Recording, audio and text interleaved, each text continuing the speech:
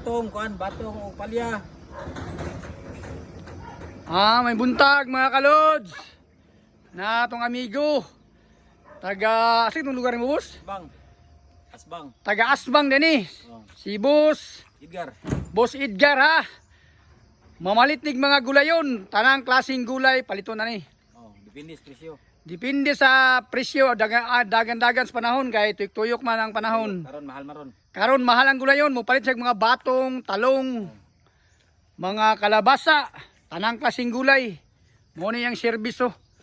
Katas ng gulay ni. Oh. Si Boss Edgar ha, kung naamoy mga gulayon, PM lang mo kang Boss Edgar o kontak lang mo sa kuha, kaya ato tamong kuyugan dito. Nya ipadala po daw niya siyang anak. Okay.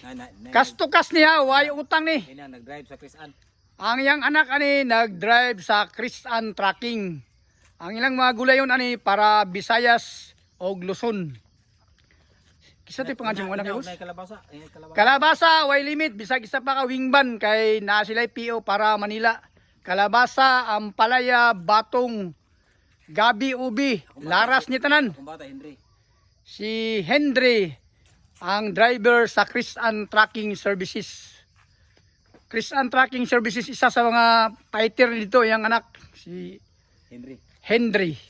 Anak ni Boss Edgar, buyer o gulay sa Matanao, Davao del Sur.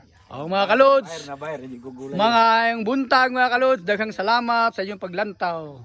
Mo na kaya ida bakit? Boss Edgar na Boss Edgar.